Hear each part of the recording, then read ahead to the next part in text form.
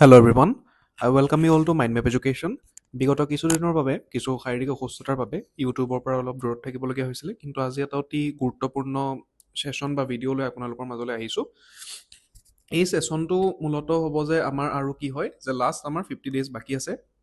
এই লাষ্ট 50 ডেইজত আমি কেনেদৰে আমাৰ যিটো প্ৰিপেৰেশ্যন চলাই থকা হৈছে সেই প্ৰিপেৰেশ্যনটো আমি ট্ৰেকত ৰাখিম, যাতে আমি কনফিডেণ্টলি প্ৰিলিমছ এক্সামিনেশ্যনটোত অৱতীৰ্ণ হ'ব পাৰোঁ। ঠিক আছে, চ' এইটোত বেচিকেলি কি হ'ব, এই ভিডিঅ'টোত নিজৰ তিনিটা প্ৰিলিমছৰ পাৰ্চনেল এক্সপিৰিয়েঞ্চ আৰু মোৰ সহপাঠীসকলৰ সকলোৰে আমি লাষ্টৰ 50 ডেইজবোৰত প্ৰথম আমাৰ ফাৰ্ষ্ট এটেম্পবোৰত কি ভুল কৰিছিলোঁ আৰু পিছৰবোৰত কেনেকৈ শুধৰালোঁ, মুঠতে সেই কিকেইটা বস্তু কৰিব নালাগে, কিকেইটা কৰিলে আমাৰ ক্ষতি হ'ব আৰু কিকেইটা আমি ভালকৈ কৰিব লাগে সেইটোৰ ওপৰতে হ'ব।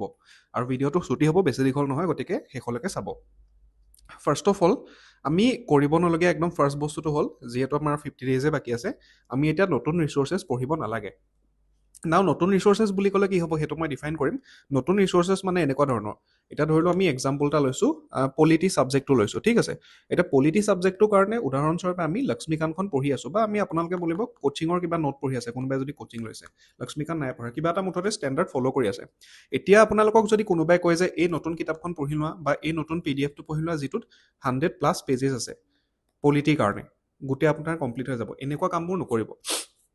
যিটো ফ'ল' কৰিছে ৰিচোৰ্চ বা যিটো মানে এটা বস্তু ষ্টেণ্ডাৰ্ড ফ'ল' কৰিছে, সেয়া লাগিলে লক্ষ্মীকান্ত হওক, ষ্টেণ্ডাৰ্ড বুক হওক বা কোচিঙৰ মেটেৰিয়েল হওক, সেইটোত আপুনি লয়েল থাকক। ঠিক আছে, সেইটোকে ৰিভাইজ কৰক। গতিকে নতুন ষ্টেটিক বস্তুৰ কাৰণে, ছাবজেক্টৰ কাৰণে একো ৰিচোৰ্চ ইউজ নকৰিব। ৰিচোৰ্চ ইউজ কৰিব লাগিব নতুন, সেইটো হ'ব কিহত, সেইটো হ'ব কাৰেণ্ট এফেয়াৰ্ছত। কাৰেণ্ট এফেয়াৰ্ছত ইউজ কৰিব লাগিব, কাৰণ কাৰেণ্ট এফেয়াৰ্ছৰ এতিয়া নতুন ট্ৰেণ্ডটোত প্ৰায় 1 মান্থ আগলৈকে কাৰেণ্ট এফেয়াৰ্ছ সোধা দেখা গৈছে। ঠিক আছে, গতিকে সেইটোত কৰিব লাগিব, কিন্তু কাৰেণ্ট এফেয়াৰ্ছৰ বস্তুখিনিও এটা পিৰিয়ডাইজ কৰি পেলাই এটা সঠিক মেনাৰত সেইখিনি কৰিব লাগিব, সেইটো আমি আলোচনা কৰিম। কিন্তু মূল কথাটো হ'ল যে ফাৰ্ষ্ট পইণ্টটো হৈছে আমাৰ কি, এইটো বুজক যে নতুন ৰিচোৰ্চ ইউজ নকৰিব, যোনে যি নকওক আৰু। ঠিক আছে, দেন ছেকেণ্ড আমাৰ পইণ্টটো হ'ব কি, যে ৰিভিজন প্লেন। ছেকেণ্ড পইণ্টটো হ'ব ৰিভিজন প্লেন। এটা ৰিভিজন প্লেনৰ আপোনাৰ খুবেই প্ৰয়োজন আছে।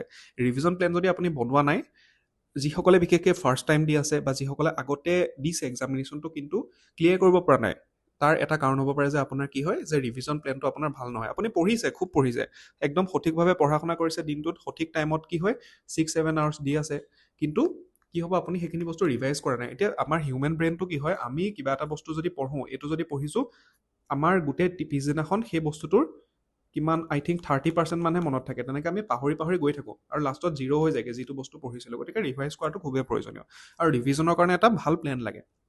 এতিয়া ৰিভিজন প্লেনটোত কি হ'ব, ৰিভিজন প্লেনটোত কিন্তু চব বস্তু কৰিব নালাগে।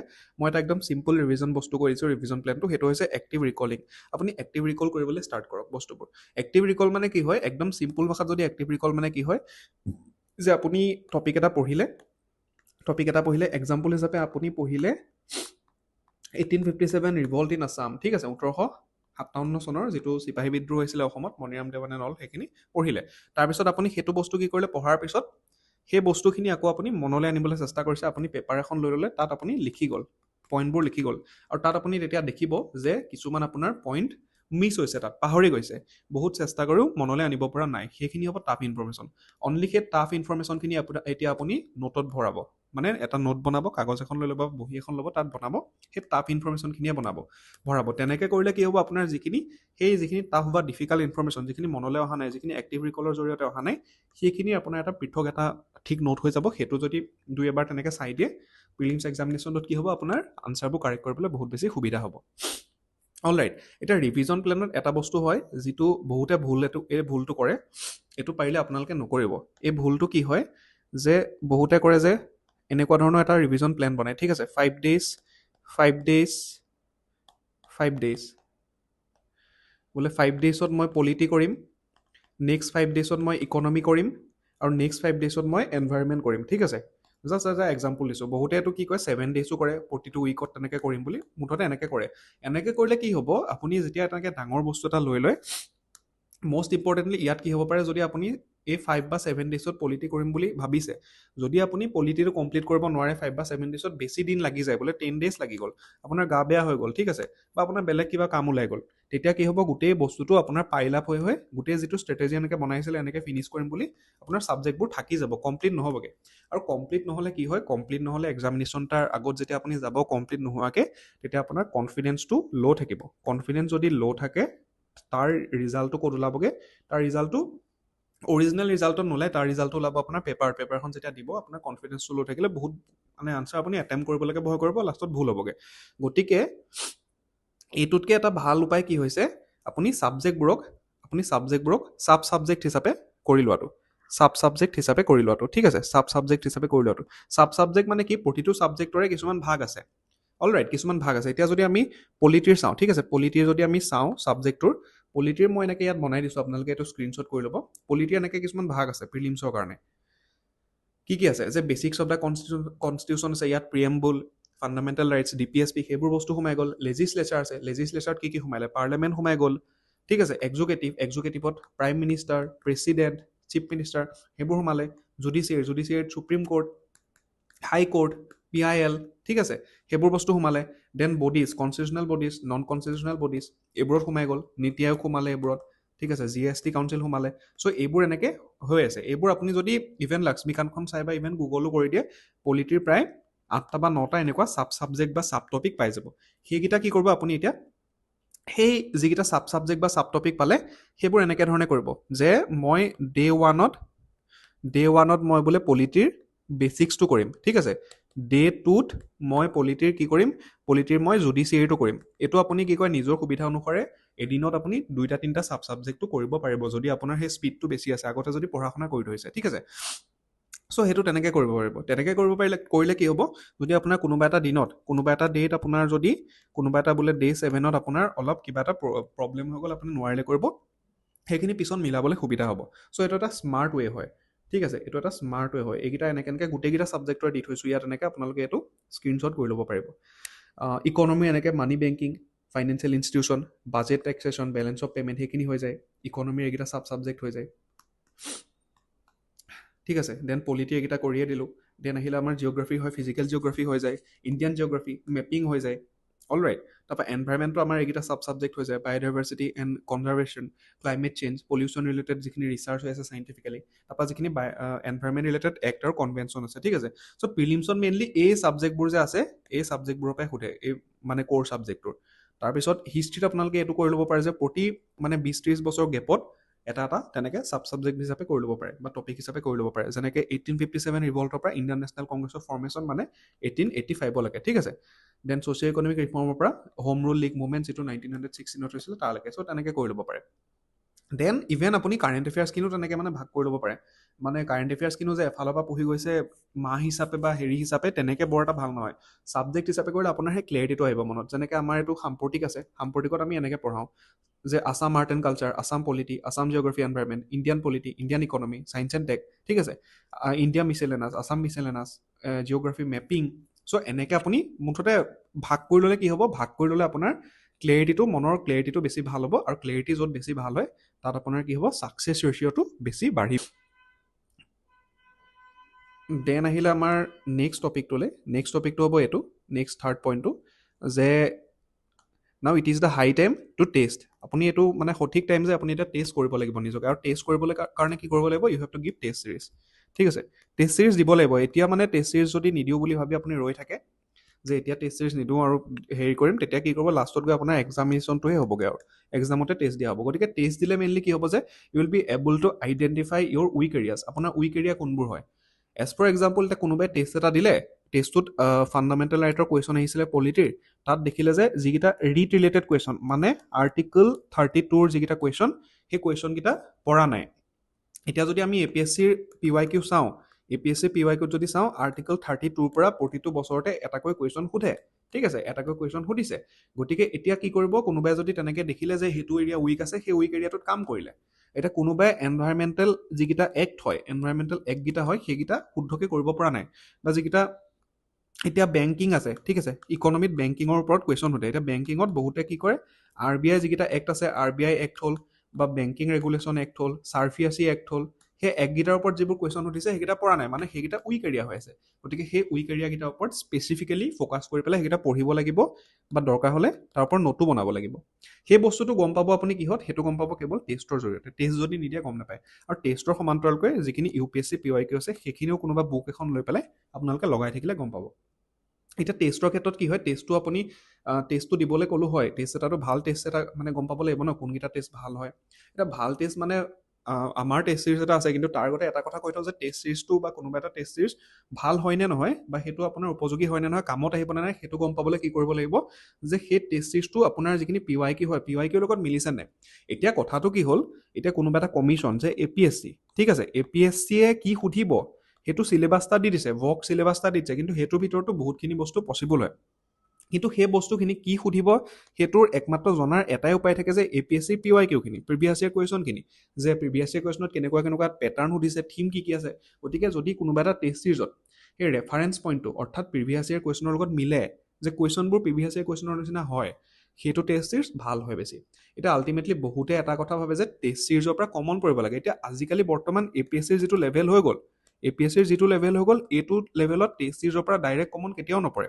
কিন্তু সেই যদি আপুনি সেই পেটাৰ্ণখিনি টেষ্ট চিৰিজৰ পৰা মানে গম পাব পাৰে, APSCয়ে সোধাৰ নিচিনা পেটাৰ্ণখিনি যদি আপুনি হেৰি কৰিব পাৰে, তেতিয়া আপুনি যিখিনি নলেজ গেইন কৰিছে পঢ়ি পেলাই, ঠিক আছে, যিখিনি নলেজ আপুনি গেইন কৰিছে সেইখিনি এপ্লাই কৰিবলৈ সুবিধা হ'ব।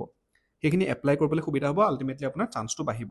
আৰু এই ক্ষেত্ৰত এতিয়া আমাৰ যিটো টেষ্ট চিৰিজ আছে সেইটো কথাও কৈ থওঁ, যে আমাৰ অনুশীলন টেষ্ট চিৰিজ আছে, এইটো কমপ্লিটলি যিখিনি প্ৰিভিয়াছ ইয়াৰ কুৱেশ্যন হয় APSCৰ, আৰু নট অনলি APSC প্ৰিলিমছৰ প্ৰিভিয়াছ ইয়াৰ কুৱেশ্যন, যিখিনি ডিপাৰ্টমেণ্টেল এক্সামিনেশ্যন হয় তাৰো যিখিনি কুৱেশ্যন, তাৰ পৰা আমি ৰেফাৰেঞ্চ হিচাপে লৈ সেই থিমবোৰৰ পৰা লৈ পেলাই বা পেটাৰ্ণবোৰ আমি ফ'ল' কৰি বনাবলৈ চেষ্টা কৰিছোঁ, ঠিক আছে।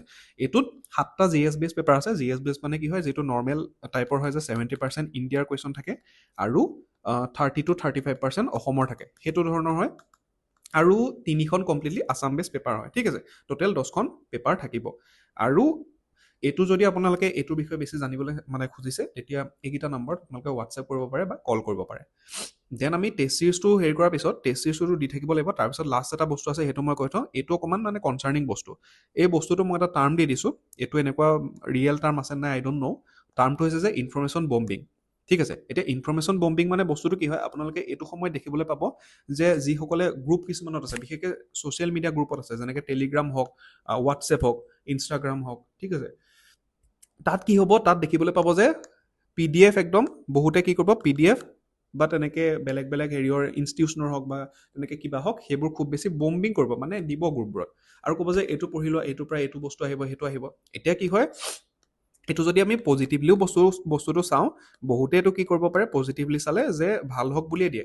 এতিয়া নিগেটিভলি আমি নাচাওঁ বাৰু, নিগেটিভলিও বহুত মানুহ আছে যিবোৰে মিছগাইড কৰিবলৈ দি থাকে, কিন্তু পজিটিভলি ভাল হওক বুলিয়ে দিব। কিন্তু আল্টিমেটলি কিন্তু এইটো ভাল নহয়, কাৰণ আপোনাৰ এই এক্সামিনেশ্যনটোত you can know' limited amount of knowledge, you can have limited amount of knowledge, কিন্তু সেই নলেজখিনি আপুনি এপ্লাই কেনেকৈ কৰিছে সেইটো বেছি গুৰুত্বপূৰ্ণ, যে এপ্লাই কেনেকৈ কৰিছে, আৰু সেই লিমিটেড এমাউণ্ট অফ নলেজখিনিৰ ওপৰত আপোনাৰ মাষ্টাৰী কিমান আছে। সেই মাষ্টাৰীৰ কাৰণে আল্টিমেটলি আপুনি ৰিভাইজ কৰি থাকিব লাগিব। এতিয়া যদি আপুনি নতুন বস্তু পঢ়িয়ে থাকে, এইটো কি হ'বগৈ ফিনমিনাটো, আপুনি পৰীক্ষাৰ আগদিনাখনলৈকে বা পৰীক্ষা দিয়াৰ সময়লৈকে ৰাতিপুৱালৈকে সেই নতুন বস্তুখিনি ইনফৰমেশ্যনখিনিয়ে পঢ়ি থাকিব, আৰু আল্টিমেটলি ৰিভাইজ নকৰিলে একো কামত নাহে। অলৰাইট, গতিকে সেইটোৰ পৰা বাচি থাকিব। এই যে ইনফৰমেশ্যন বম্বিং হ'ব, PDFবোৰ আহিব, নোটবোৰ আহিব, বেলেগ বেলেগ কিতাপ আহিব, সেইবোৰ পাৰিলে এভইড কৰিব। যিটো বস্তু আপুনি লৈছে, চ'ৰ্চ লৈছে, সেইটোৰ ওপৰত কনফিডেঞ্চক মানে বিশ্বাস ৰাখক, সেইটোৱে পিছত হেল্প কৰিব। আৰু যিটো বস্তু আপুনি লৈছে ভাবি চিন্তিয়ে লৈছে, গতিকে নিজৰ ওপৰত সেই কনফিডেঞ্চটো বহুত বেছি মেটাৰ কৰিব। আৰু এইটো যদি আপুনি এই বস্তুটো স্বীকাৰ হয়, আপোনাৰ এনজাইটি হ'ব, আল্টিমেটলি এনজাইটিৰ লগতে কি হ'ব, যে ফিয়াৰিং অফ মিছিং আউট, ফমো, যিটো ফমো বুলি কয়, সেইটো হ'ব। গতিকে সেইটো হ'ব নালাগে আল্টিমেটলি, ঠিক আছে। গতিকে সেইটো হ'ব নালাগে, আৰু আপুনি যিখিনি মানে পঢ়িছে সেইটোৰ ওপৰতে কনফিডেণ্ট থাকি পেলাই পঢ়া শুনাটো কৰি থাকক। আৰু এই ক্ষেত্ৰত কি হয়, এই ক্ষেত্ৰত সকলোতকৈ বেছি মানে প্ৰব্লেমেটিক হোৱা দেখা যায় কাৰেণ্ট এফেয়াৰ্ছৰ ক্ষেত্ৰত, ঠিক আছে। কাৰেণ্ট এফেয়াৰ্ছৰ ক্ষেত্ৰত যে আজি এইটো আহিলে, কাইলৈ সেইটো আহিলে, তেনেকৈ মানে যদি আপুনি চাই থাকে, প্ৰত্যেকটো গ্ৰুপ আপুনি যদি, এতিয়াতো বহুতে কি হয়, বহুত ষ্টুডেণ্টে মানে সুবিধা হওক বুলিয়ে গ্ৰুপ বহুতত সোমাই থাকে, ঠিক আছে, ছ'চিয়েল মিডিয়া গ্ৰুপবোৰত সোমাই থাকে। কিন্তু তাত কি হয়, বহুত বস্তু বেলেগ বেলেগ ইনফৰমেশ্যন আহি থাকে, আৰু বহুত ক্ষেত্ৰত কি হয়, সেই বস্তুবোৰ ইম্পৰ্টেণ্ট নহয় পৰীক্ষাৰ পাৰ্চপেক্টিভৰ পৰা। কিন্তু আমি যেতিয়া পিয়াৰ গ্ৰুপ এটাত থাকোঁ, হিউমেন হয়, আমি হিউমেন বিং হয়, পিয়াৰ গ্ৰুপ বা মানে ছ'চাইটিত এটা ছ'চাইটেল প্ৰেছাৰ থাকে আৰু সেইটোৰ পৰা আমি সেইটো কেতিয়াবা চিকাৰ হৈ যাওঁ, হিউমেন চাইক'লজিয়ে হয় সেইটো। গতিকে সেই বস্তুটো নহ'বলৈ আপোনালোকে কাৰেণ্ট এফেয়াৰ্ছৰ ক্ষেত্ৰত এইটো কৰিব পাৰে যে আমাৰ এটা প্ৰগ্ৰেম আনিছোঁ সেইকাৰণে কাৰেণ্ট এফেয়াৰ্ছৰ, এইটো আগৰ বছৰ আনিছিলোঁ সাম্প্ৰতিক 365 বুলি, যে কাৰেণ্ট এফেয়াৰ্ছখিনি কনচলিডেট কৰি পেলাই 1.5 ইয়াৰ্ছৰ কাৰেণ্ট এফেয়াৰ্ছখিনি কনচলিডেট কৰি পেলাই যিমান পাৰি কম টপিকত আৰু যিমান পাৰি কম সময়ত, ঠিক আছে, আমি 25 আৱাৰ প্লাছ তেনেকুৱা সিমানটা টাইম ৰাখিছোঁ কম হেৰিয়ত, ৰেকৰ্ডেড ফৰ্মেটত আৰু নোটছৰ সৈতে আপোনালোকক প্ৰভাইড কৰা, ঠিক আছে। চ' এইটো প্ৰিলিমছৰ কাৰণে কাৰেণ্ট এফেয়াৰ্ছখিনি কৰিবৰ কাৰণে যিটো হিউমেংগিয়াছ টাস্ক হয় সেইটো আপোনালোকে সেইটো কৰি থাকিব নালাগে, আপোনালোকে ষ্টেটিকখিনিত মানে হেৰি কৰিব পাৰিব যদি আপুনি এই সাম্প্ৰতিক 365ৰ পৰা কাৰেণ্ট এফেয়াৰ্ছখিনি পঢ়ে। লাষ্ট টাইমো আমাৰ তেনেকৈ আমাৰ ইয়াৰ পৰা পঢ়ি বহুতৰ হেল্প হৈছে।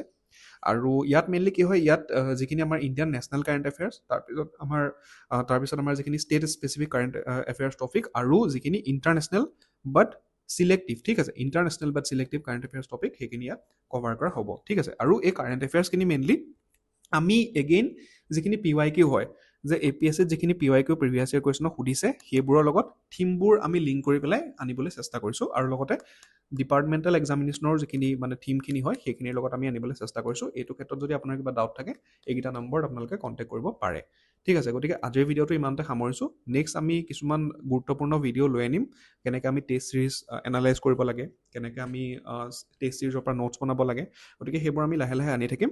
গতিকে আজিৰ ভিডিঅ'টো ইমানলৈ সামৰিছোঁ, যিসকলে শেষলৈকে চালে থেংক ইউ অল। চ' আজিৰ ভিডিঅ'টো ইমানলৈ সামৰিছোঁ, আকৌ লগ পাম। জয় অসম।